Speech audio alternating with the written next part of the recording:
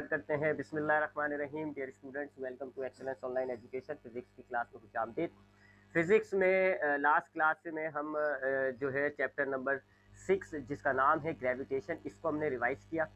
और इसमें जो हमारे पास एक लॉ होता है, लॉ ऑफ यूनिवर्सल ग्रेविटेशन, हमने सबसे पहले उस लॉ को रिवाइज किया, उसकी इक्वेशन को ड्राइव किया। उसके बाद हमने फिर इस लॉ को यूटिलाइज करके काफ़ी चीज़ें फाइंड आउट करी जी। वॉल्यूम ऑफ अर्थ निकाला, मास ऑफ अर्थ निकाला, मास ऑफ सन निकाला, डेंसिटी ऑफ अर्थ निकाली जी। फिर जी का इक्वेशन बनाया जी। एक्सेलरेशन ड्यू टू ग्रेविटी जो होती है ना, स्मॉल जी, उसका इक्वेशन बनाया। ये होता है जी, आपको याद होगा कि small g is equal to capital G M E upon R E square. ये इक्वेशन हमने बनाया।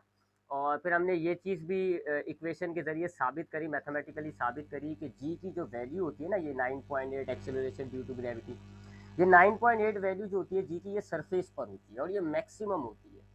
जितना आप ज़मीन की सरफेस से ऊपर की तरफ जाते जाएंगे, जी की वैल्यू रिड्यूस या डिक्रीज होती रहती है। इसी तरीके से अगर आप ज़मीन के अंदर जाते जाएंगे तब भी जी की वैल्यू कम होती रहती है। दोनों डायरेक्शंस में जी की वैल्यू कम होती है। तो जी की वैल्यू सरफेस पे मैक्सिमम होती है 9.8। और जी की वैल्यू को फाइंड आउट करने का फॉर्मूला आपको याद होगा, G M E upon R E square. ठीक है जी। एम से मुराद होता है मास ऑफ द अर्थ और आर से मुराद होता है रेडियस ऑफ द अर्थ। ठीक है जी, या डिस्टेंस बिटवीन टू बॉडीज। अच्छा, अब हमारे पास एक छोटा सा टॉपिक है जी। इस टॉपिक का नाम है वेट वेटलेसनेस। ठीक है जी, ये टॉपिक वेटलेसनेस हमारी बुक के अंदर, ये पूरा टॉपिक क्या है जी, वेटलेसनेस इन सैटेलाइट।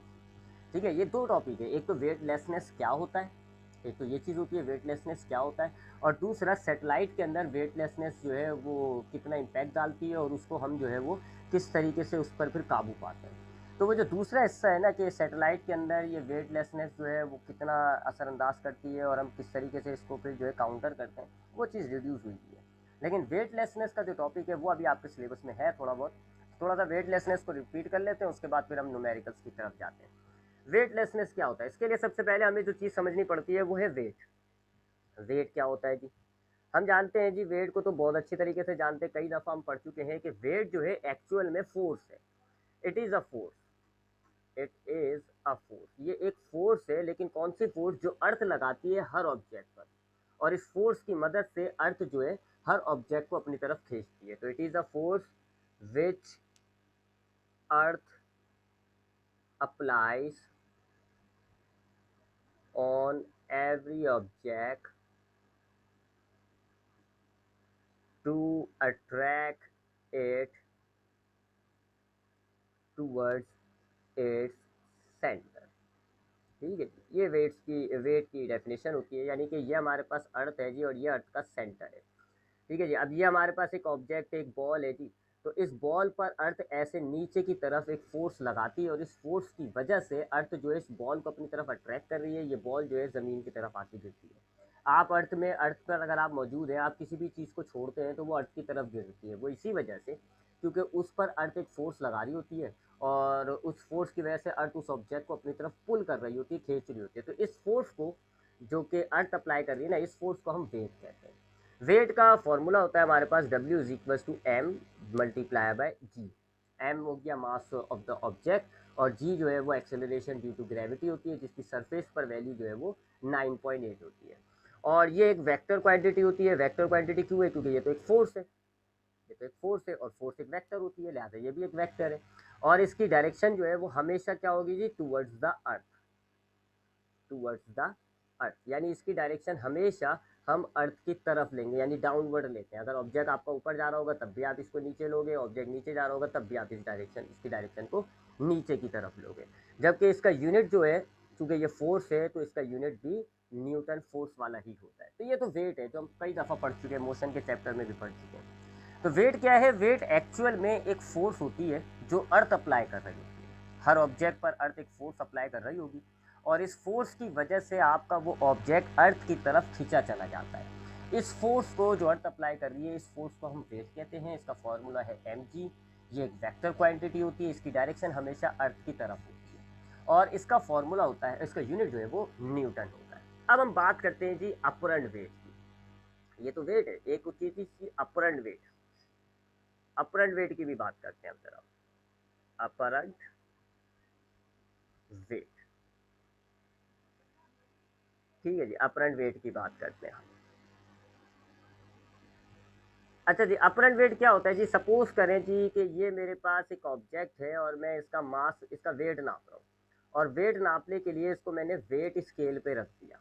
ठीक है जी, ये मैंने वेट स्केल पे रख दिया, वेट स्केल पे रख दिया। वैसे तो आपको पता है जी, हमारे पास जो वजन, हमारे पास जो मशीनें होती हैं उससे तो हम मास नाप रहे होते हैं, 1 kilo, 2 kilo, 4 kilo, 10 kilo. Weight scale भी कुछ इसी तरह का होता है, बस उसमें जो रीडिंग होती है वो मल्टीप्लाई बाय जी हो रही होती है, मल्टीप्लाई बाय 9.8, तो वो वेट मेजर कर रहा होता है। तो ये वेट स्केल एक्चुअल में एक स्केल होता है जिसके ज़रिए हम वेट को नाप रहे होते हैं, ऑब्जेक्ट का वेट 10 न्यूटन, 20 न्यूटन, 30 न्यूटन, वो। अच्छा, अब वेट स्केल जो है तो ना, एक्चुअल में वेट स्केल, अब जैसे मैंने ये ऑब्जेक्ट रखा है इस वेट स्केल पे, और वेट स्केल पे मेरे पास रीडिंग आ रही है जी 25 न्यूटन, तो मैं क्या कहूँगा कि ये वेट है जी इस ऑब्जेक्ट का। ये जो ऑब्जेक्ट मैंने रखा हुआ है ना डब्बा, इस डब्बे का वेट जो है, वेट स्केल कितना शो कर रहा है, 25 न्यूटन। तो मैं क्या कहूँगा जी कि ये इस ऑब्जेक्ट का वेट है। लेकिन एक्चुअल में ये वेट स्केल ने इस ऑब्जेक्ट का वेट नहीं नापा, बल्कि इसने इस वेट के मुकाबले में जो ऊपर की तरफ फोर्स अप्लाई की है, ये वो मेंशन कर रहा होता है। ठीक है जी, अब मैं आपको एक्सप्लेन करूँ। जब मैंने ये ऑब्जेक्ट इस स्केल पे रखा, तो इसका वेट ऐसे नीचे की तरफ एक्ट कर रहा है, ये इस पे वेट है ना। मैं तो आपको बताया हमेशा इसकी डायरेक्शन नीचे की तरफ होती है, तो नीचे है अर्थ, यहाँ पर है जी अर्थ कहीं। तो जब मैंने इस ऑब्जेक्ट को इस स्केल पे रखा, तो इसका जो वेट है वो ऐसे नीचे की तरफ एक्ट कर रहा है। अब थर्ड लॉ ऑफ मोशन जो है, Newton third law of motion, उसके मुताबिक जब भी फोर्स लगती है तो एक अपोजिट डायरेक्शन में इक्वल फोर्स लगती है। तो ये हमने कई दफ़ा पढ़ा है।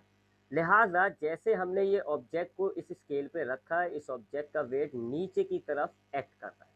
पलटे में ये जो आपका वेट स्केल है, अब ये एक ऊपर की तरफ फोर्स अप्लाई करता है, इस ऊपर की तरफ अप्लाई करता है। कितनी होती है जी, इस ऊपर की तरफ जो फोर्स अप्लाई कर रहा है ना, ये बिल्कुल आपके बराबर होगी वेट के।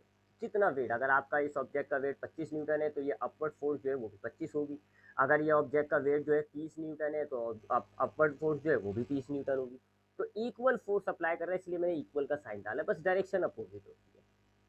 तो ये जो वेट स्केल होता है ना, ये एक्चुअल में हमें ये वाली फोर्स मेजर करके दे रहा होता है कि इसने इस ऑब्जेक्ट पे कितनी फोर्स लगाई।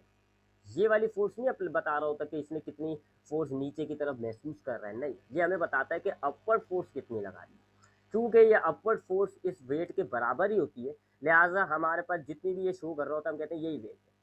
ठीक है, तो इस अपवर्ड फोर्स को हम कह रहे होते हैं कि ये है अपरंट वेट, क्योंकि ये वेट के बराबर है। इसको क्या कहोगे आप, ये अपरंट वेट है। अब मिसाल के तौर पे आपने आपने सपोज करें जी, आपने एक ऑब्जेक्ट रखा, इस बॉक्स को जब आपने रखा, तो इसका जो वेट था, जो ज़मीन इस पर फोर्स लगा रही है, वो है जी 50 न्यूटन। अब थर्ड लॉ ऑफ मोशन के मुताबिक ये जो वेट स्केल है, अब ये इस ऑब्जेक्ट पे कितनी फोर्स लगाएगा, अपवर्ड, बिल्कुल उतनी 50 न्यूटन लगाएगा। बस सिर्फ डायरेक्शन का फर्क होता है, मैग्नीट्यूड बराबर होता है, 50 न्यूटन नीचे तो 50 न्यूटन ऊपर, तभी ये ऑब्जेक्ट आपका इक्विलिब्रियम में होता है, रुका हुआ होता है। तो इस स्केल ने कितनी फोर्स लगाई, 50 न्यूटन। ये स्केल आपको ये वाली फोर्स शो करके देगा, ये वाली फोर्स शो करके दे रहा होगा कि इस स्केल ने इस ऑब्जेक्ट पे कितनी फोर्स लगाई, 50 न्यूटन। क्योंकि ये वेट के बराबर है, तो आप कहोगे कि ये वेट है। तो एक्चुअल में ये वेट स्केल हमारा एक्चुअल वेट नहीं नाप रहा होता, ये तो हमारे पास जो ऊपर की तरफ फोर्स लगा रहा होता है ना, वो बता रहा होता है। तो उस ऊपर वाली फोर्स को हम कह रहे होते हैं अपरंट वेट। एक और एग्जाम्पल अगर हम ले, एक और एग्जाम्पल अगर हम ले, तो हमने टेंशन पढ़ा है जी, स्ट्रिंग के अंदर टेंशन क्या होती है कि अगर ये मेरे पास एक धागा है और इस धागे से मैंने एक ऑब्जेक्ट बांध दिया। अब हम जानते हैं जी कि इस ऑब्जेक्ट का वेट जो है वो ऐसे नीचे की तरफ लग रहा होता है, वेट नीचे की तरफ लग रहा होता है। पलटे में धागे पे एक अपवर्ड फोर्स डिवेलप हो जाती है, जिसको हम कहते हैं टेंशन। अगर ये दोनों ऑब्जेक्ट, ये ऑब्जेक्ट जो आपका ऑब्जेक्ट है, ये रुका हुआ है, स्टेट ऑफ रेस्ट में है, इक्विलिब्रियम में, तो ये टेंशन जो है वो बराबर होता है वेट के। ठीक है, अब अगर वेट आपका मिसाल के तौर पे इस ऑब्जेक्ट का वेट जो है 50 न्यूटन है, तो टेंशन कितनी लग रही होगी, 50 न्यूटन। तो इस टेंशन को हम क्या कहेंगे, ये अपरंट वेट है। वेट के मुकाबले में जो फोर्स लग रही है उसको हम कह रहे होते हैं कि ये अपरंट वेट है। ठीक है, तो अपरेंट वेट क्या होता है, वेट के अगेंस्ट में, वेट के मुकाबले में जो हम फोर्स लगा रहे होते हैं ना, उसको हम अपरेंट वेट कहते हैं। अपरेंट वेट और वेट बराबर होता है, बस सिर्फ डायरेक्शन का फर्क होता है। ठीक है, ये तो आप अपरेंट वेट समझ लें जरा। अपरेंट वेट क्या होता है जी, कि अपरेंट वेट जो है आपकी वेट के मुकाबले में जो फोर्स लग रही होती है, जैसे इस एग्जाम्पल में वेट के मुकाबले में कौन सी फोर्स लग रही थी, टेंशन। तो टेंशन जो है यहाँ पे क्या कहलाएगा, अपरेंट वेट। जो वेट स्केल के मुकाबले में आपको रहती है, वहाँ पे जो रिएक्शन ऑफ द सरफेस था वो जो है वेट के मुकाबले में लग रहा था, तो रिएक्शन ऑफ द सरफेस क्या हो जाएगा, अपरेंट वेट।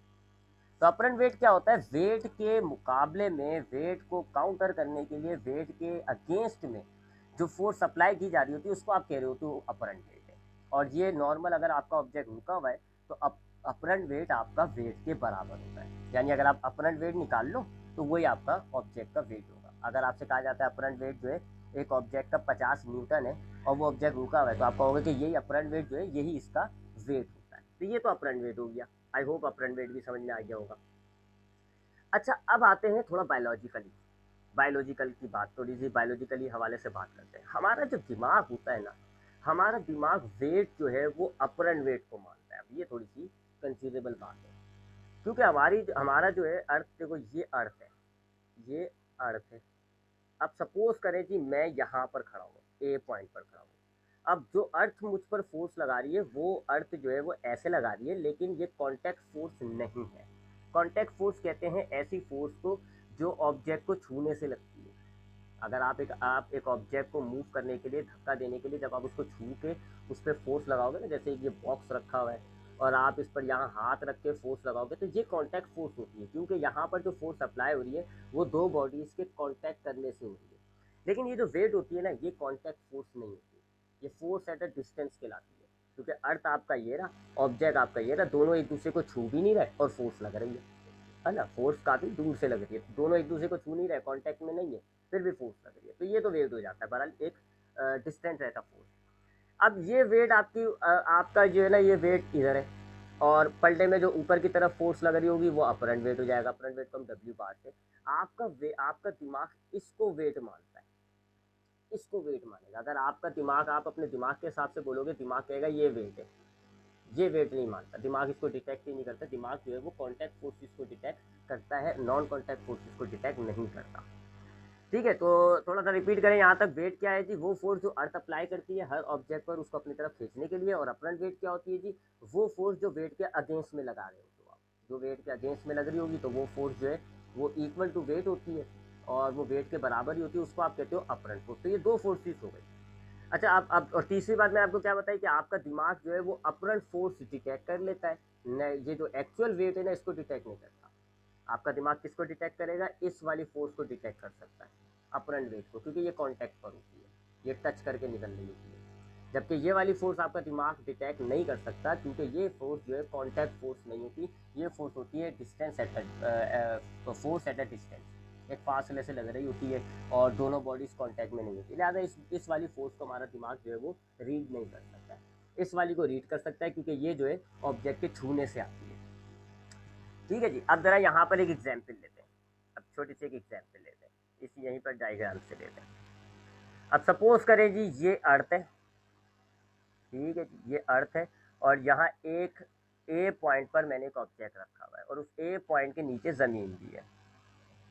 इस ए पॉइंट के नीचे ज़मीन है, यानी कि किसी ज़मीन पर रखा हुआ है मैंने। ठीक है, अब हम जानते हैं जी इसका वेट कैसे होगा जी, ऐसे नीचे की तरफ ये वेट हो गया और ये जो सरफेस है, ये जो सरफेस है ये इस पर एक ऊपर की तरफ फोर्स लगा रही होगी, जिसको अब मैं क्या कहूँगा यहाँ पर, अपरंट वेट। सही है कि बात समझ आ गई। ये ऑब्जेक्ट जो है हमने समझ लें फर्स्ट फ्लोर पे रखा हुआ है ये, और बॉल जो है ना हमने, या ये एक इंसान है या मैं हूँ, ये मैं एक फर्स्ट फ्लोर पे खड़ा हूँ, तो मेरा वेट नीचे की तरफ एक्ट कर रहा है, जिस सरफेस जो ऊपर की तरफ फोर्स लगा रही होगी ये है अपरंट वेट। ये जो वेट है ये क्या हो गया जी, ये है फोर्स एट अ डिस्टेंस। ये कांटेक्ट फोर्स नहीं है, ये एट अ डिस्टेंस फोर्स है, क्योंकि ये फोर्स जो ऑब्जेक्ट लगा रहा है, ये वेट कौन लगा रहा है, अर्थ लगा रहा है ना। लेकिन क्या अर्थ इस बॉडी से कांटेक्ट में टच कर रहा है इस बॉडी को, नहीं। ऑब्जेक्ट आपका ए पॉइंट पर है, अर्थ बहुत दूर है, तो ये दोनों बॉडीज एक दूसरे को टच नहीं कर रही और फिर भी फोर्स लगा रही है, तो ऐसी फोर्स को हम कहते हैं फोर्स एट अ डिस्टेंस। तो ये जो वेट होता है ना, एक्चुअल वेट ये तो होता है जी फोर्स एट अ डिस्टेंस। जबकि ये जो अपरेंट वेट है ना, ये है कॉन्टैक्ट फोर्स। ये कॉन्टैक्ट फोर्स, क्योंकि ये फोर्स कौन लगा रहा है, अपरेंट वेट जो है ये कौन लगा रहा है, ये सरफेस लगा रही है ना, और सरफेस आप देख लें बॉडी से टच में। तो ये जो है आपका अपरेंट वेट, ये कॉन्टैक्ट फोर्स हो गई। और ये जो एक्चुअल वेट है, ये वेट क्या होती है जी, फोर्स एट अ डिस्टेंस। ये बात समझ में आ गई। ए बॉडी यानी मैं जो हूँ ए पॉइंट पे खड़ा हूँ, एक ज़मीन पे खड़ा हूँ। अब मेरा वेट नीचे की तरफ एक्ट कर रहा है, मेरे पे जो ऊपर की तरफ फोर्स सरफेस लगा रही है वो है अपरेंट वेट। जो एक्चुअल वेट है वो है फोर्स एट अ डिस्टेंस। क्यों? क्योंकि जो आपकी फोर्स लगाने वाली ऑब्जेक्ट है अर्थ, वो आपकी बॉडी से कांटेक्ट में नहीं है, दूर है, इसलिए उसको हम कहेंगे फोर्स एट अ डिस्टेंस। जबकि ये जो अपरेंट वेट है ये कांटेक्ट फोर्स हो गई। क्यों? क्योंकि ये जो फोर्स ये कौन लगा रहा है, सरफेस लगा रही है ना, और सरफेस मुझसे टच कर रही है, क्या रही है, वो कांटेक्ट फोर्स है। अब मैंने आपको क्या बताया, आपका दिमाग इसको डिटेक्ट करता है, क्योंकि ये टच हो रही है ना, आपका दिमाग टच करता है, फिर उसको एहसास होगा, है ना।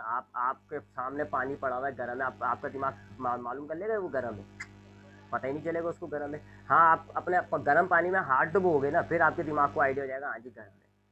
तो आपका दिमाग उन चीज़ों को डिटेक्ट करेगा जो उससे फिजिकल कांटेक्ट में होगी, जो उससे टच में होगी, उसको डिटेक्ट करता है। जो दूर दूर की कहानी है ना, उनको डिटेक्ट नहीं करता। आपके सामने चाय पड़ी हुई है, आपसे बोला जाए ये फीकी चाय, आपने बस सुना है, आपके दिमाग ने सिर्फ सुना है, आपके दिमाग को कंफर्म नहीं है कि ये फीकी है, क्योंकि टच में नहीं है, कांटेक्ट में नहीं है। हाँ, जैसे ही आप चाय को अपनी जबान पे लगाओगे, फिर आपका दिमाग बता देगा हाँ वाकई में फीकी है। तो आपका दिमाग जो है वो कांटेक्ट वाली चीज़ों को, जो फिजिकल टच होती है ना, उनको इनको डिटेक्ट करता है। तो अब आप बताएं जरा, इन दोनों में से किन को डिटेक्ट करेगा आपका दिमाग? आपका दिमाग जो है वो इस वाली फोर्स को डिटेक्ट कर सकता है, क्योंकि ये कांटेक्ट में है। इस वाली फोर्स को वो डिटेक्ट नहीं कर सकता। आपका दिमाग आपके इसको कांटेक्ट करेगा और आपकी बॉडी को महसूस हो जाएगा आप में वेट है, फोर्स लग रही है, जिसको आप कह रहे हो अपरेंट वेट। बहरहाल इस सिचुएशन में ये दोनों बराबर होती है, अपरेंट वेट जो है वो वेट के बराबर है। तो आपकी बॉडी जितना भी अपरेंट वेट महसूस कर रही होगी वो इक्वल टू वेट होगा, लिहाजा हम कहते हैं हाँ जी आपका वेट जो है वो अपरेंट वेट दोनों बराबर है।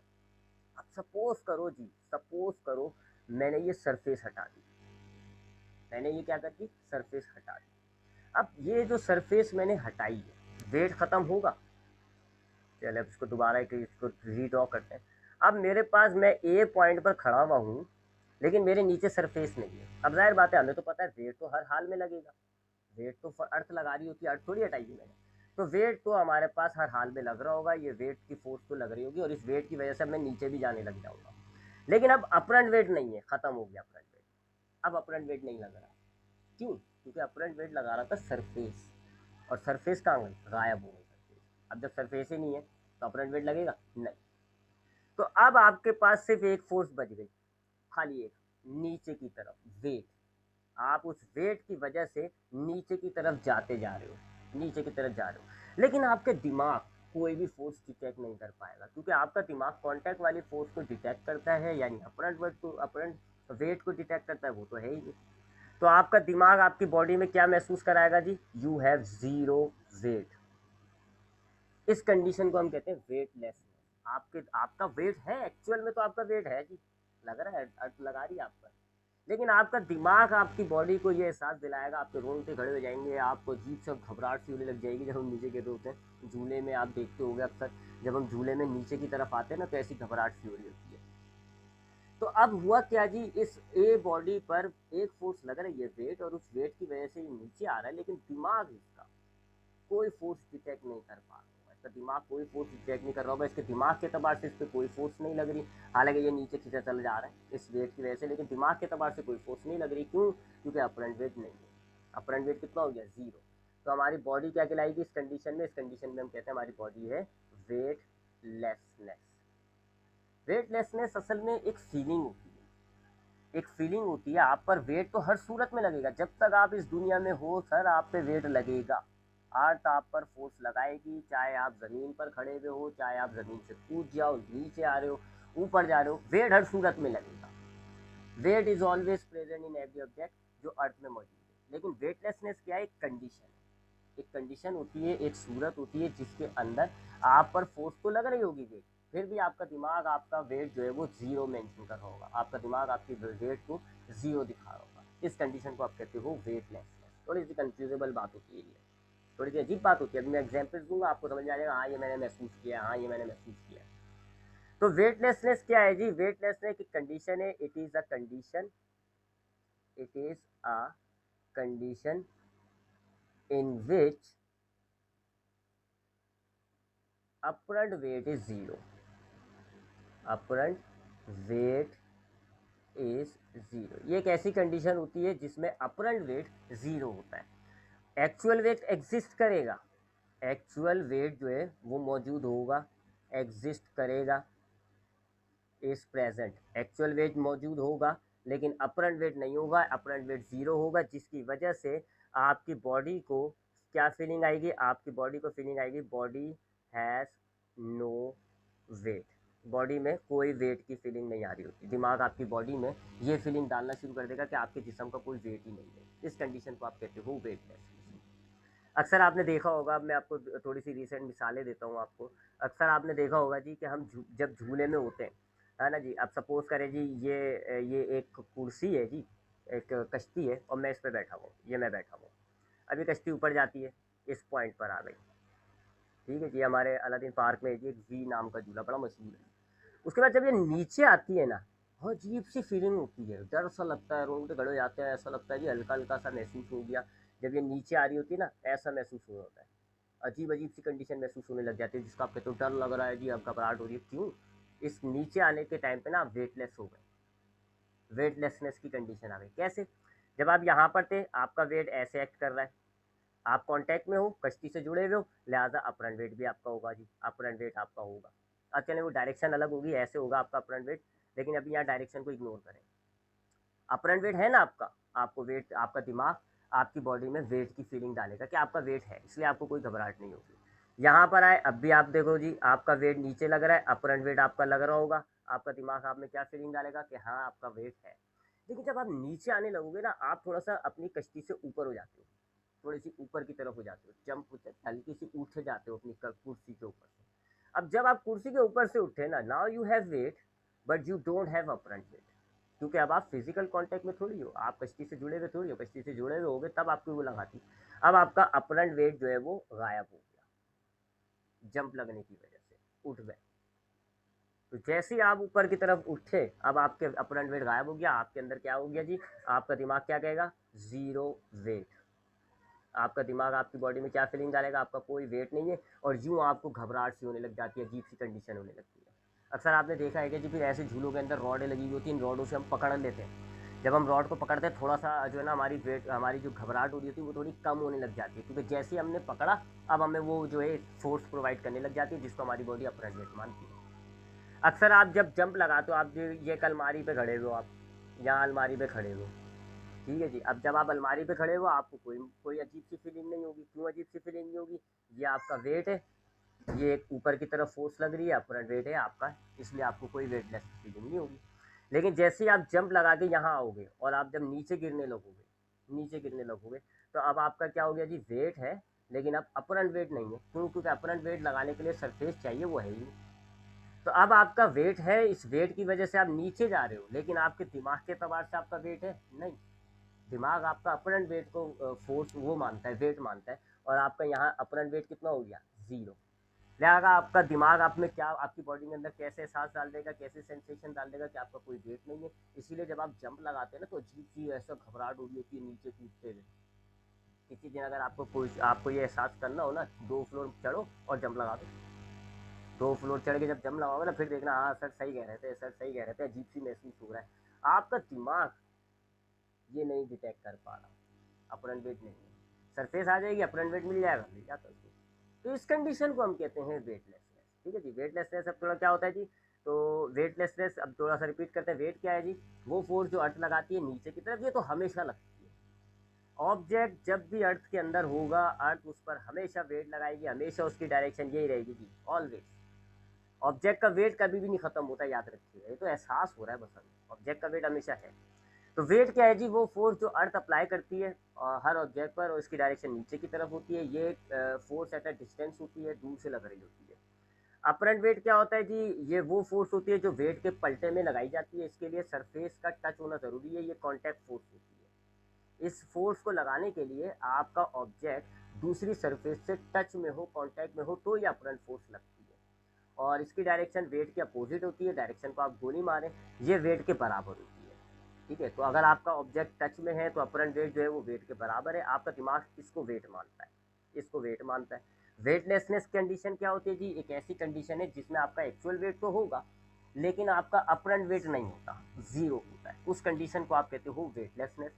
अपरंट वेट ज़ीरो करने के लिए हमें क्या करना होगा, अपने नीचे से सरफेस हटा दो।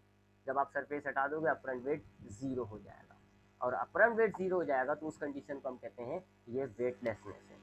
और जब वेटलेसनेस होती है तो हमारा दिमाग हमारी बॉडी के अंदर ये एहसास, ये सेंसेशन डालता है कि हमारा कोई वेट नहीं है, हम गिर रहे हैं और हम मरने वाले हैं, वगैरह वगैरह। यहाँ तक कोई सवाल है तो पूछिएगा।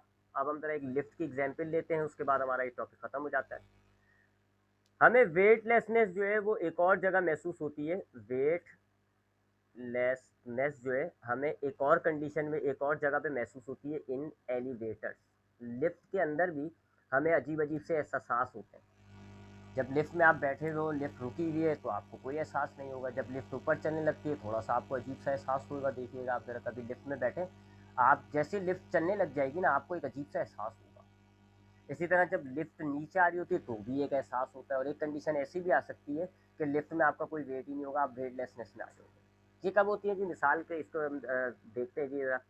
सपोज करें जी ये हमारे पास एक लिफ्ट है जी, ये हमारे पास एक लिफ्ट है, और ये एक, आपको पता है लिफ्ट तो एक धागों से जुड़ी हुई होती है, रस्सियों से जुड़ी हुई होती है, कॉर्ड से जुड़ी हुई है। और यहाँ पर मैं खड़ा हुआ, ये मैं खड़ा हुआ जी। अभी फिलहाल लिफ्ट जो है वो रेस्ट में है, रुकी हुई है। अब जब लिफ्ट रुकी हुई है मेरा वेट ऐसे एक्ट कर रहा होगा, और ये जो सरफेस है, ये जो है ना ये सरफेस, ये एक ऊपर की तरफ फोर्स लगा रहा होगा, जिसको मैं क्या कहूँगा अब अपरंट वेट। रुकी हुई है जी तो क्या होता है जी, वेट जो अपरंट वेट जो है वो वेट के बराबर होता है। यानी अपरंट वेट जो है वो आपका बिल्कुल वेट के बराबर mg होगा, कोई आपको एहसास नहीं होगा किसी भी चीज़ का। अब यही लिफ्ट, सपोज करें जी यही लिफ्ट है जी, और यही मैं खड़ा हूँ, और अब ये धागा है, और अब ये लिफ्ट ऊपर की तरफ जा रही है। अब ये लिफ्ट जो है वो ऊपर की तरफ जा रही है और एक फोर्स लगा रही है जी ऊपर की तरफ जाने के लिए, उस फोर्स को आप एफ से डिनोट करेंगे। तो अब ये लिफ्ट ऊपर जा रही है, ठीक है जी, ऊपर की तरफ। अब यहाँ पर कौन कौन सी फोर्स है, एक तो वेट लग रही होगी, इसी तरह एक ये सरफेस जो है ये एक अपवर्ड फोर्स लगा रही होगी, जिसको हम क्या कहेंगे अपरंट वेट, और एक ये फोर्स लग रही है। तीन फोर्सेस हो गई यहाँ पे, एक नीचे की तरफ है वेट, एक ये सरफेस लगा रही है ऊपर की तरफ जिसको मैं अपरंट वेट कह रहा हूँ, और एक इस धागे में मौजूद फोर्स जिसकी वजह से ये लिफ्ट ऊपर जा रही है। अब चूंकि ये ऊपर जा रही है, इस ऊपर जा रही है इसका मतलब है अपवर्ड फोर्सेस ज़्यादा है, यानी कि ये ज़्यादा हो गई, ये ज़्यादा हो गई, ये कम हो गई, है ना। अब ये लिफ्ट ऊपर जा रही है ना, मैं लिख देता हूँ मूविंग अपवर्ड। टेंशन के केसेस में हमने पढ़ा है कि जब अगर ऑब्जेक्ट ऊपर जा रहा होता है तो ऊपर वाली फोर्सेस ज़्यादा होती है। तो अब इन दोनों के अंदर, वेट और अपरंट वेट के अंदर, अपरंट वेट ज़्यादा है, is greater than normal weight. Apparent weight ज़्यादा है, नॉर्मल वेट कम है, आपका वेट बढ़ गया, क्योंकि आपका दिमाग तो इसको वेट मानता है ना, आपका दिमाग इसको वेट मानता है। तो आपका एक्चुअल वेट कम है, लेकिन आपका दिमाग कहेगा आपका वजन ज़्यादा हो गया। इक्वेशन ड्राइव करें अगर हम, तो अगर हम नेट फोर्स निकालते हैं तो नेट फोर्स का फॉर्मूला होता है जी, ज़्यादा में से आप माइनस कर दें कम वाली फोर्स को। अपरंट फोर्स निकालें जी, तो ये माइनस है, इधर जाके क्या हो जाएगा, प्लस हो जाएगा, एफ प्लस डब्ल्यू। फॉर्मूले डालते हैं जी, एफ कितना होता है एम ए, प्लस डब्ल्यू कितना होता है एम जी। एम कॉमन ले लेते हैं जी, तो एम ए प्लस जी। देख लो जी आपका अपरंट वेट ज़्यादा हो रहा है, क्योंकि नॉर्मल वेट कितना होता है एम जी। यहाँ जी के अंदर आप ए प्लस कर रहे हो तो जी की वैल्यू बढ़ जाएगी, एक्सेलरेशन प्लस कर रहे हो ना आप, तो जी की वैल्यू बढ़ जाएगी। तो फिर यहाँ पे वेट जो है अपरंट वेट ज़्यादा। तो जब आपकी लिफ्ट ऊपर जा रही होगी ना, जब आपकी लिफ्ट ऊपर जा रही होगी तो ये मामला होगा आपके साथ, आपका वेट, आपका दिमाग आपके वेट को बढ़ा देगा। आपकी बॉडी में ना बढ़े हुए वेट का एहसास होता है, जिसकी वजह से हमें थोड़ा सा अजीब फील होता है। अब इसी तरीके से इसी लिफ्ट को हम नीचे की तरफ लेकर जाते हैं। अब ये मैं खड़ा हुआ हूँ, ठीक है जी, ये मैं लिफ्ट पे खड़ा हूँ, और अब ये नीचे की तरफ जा रही है with a force F. F force के साथ ये नीचे की तरफ जा रही है, वेट नीचे की तरफ एक्ट कर रहा होगा, अपरंट वेट ऊपर की तरफ, और लिफ्ट जा रही है नीचे। अब चूंकि ये मूविंग डाउनवर्ड, लिफ्ट नीचे जा रही है, इसका मतलब है नीचे वाली फोर्स ज़्यादा है, डाउनवर्ड, इसका मतलब है नीचे वाली फोर्स ज़्यादा है। और नीचे वाली फोर्स कौन सी है, ये, इसका मतलब है weight is greater than apparent weight, ठीक है जी। अब हम नेट फोर्स निकालते हैं, F is equal to W minus W bar. इसमें से डब्ल्यू बार निकालें हम, तो ये हो जाएगा डब्ल्यू माइनस एफ, ठीक है जी। ये माइनस का डब्ल्यू बार था, यानी अपरंट वेट जो है माइनस का था, इधर आया प्लस हो गया, तो ये प्लस का एफ था, इधर आके माइनस हो गया।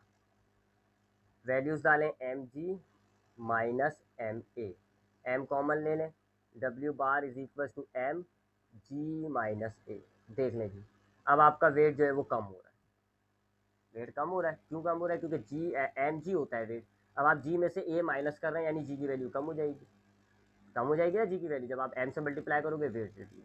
तो ये तीन मामले हो गए। अगर आप रुके हुए हो लिफ्ट के अंदर, रुकी हुई है लिफ्ट, तो आपका अपरंट वेट, आपका दिमाग जिसको वेट मानता है अपरंट वेट, वो नॉर्मल वेट के बराबर होता है। अगर आपकी लिफ्ट ऊपर जा रही है तो आपका वेट बढ़ जाएगा, अपरंट वेट इंक्रीज हो जाएगा। अगर आपकी लिफ्ट नीचे जा रही है तो आपका अपरंट वेट जो है वो कम हो जाएगा, आपको कम, आपका वजन जो है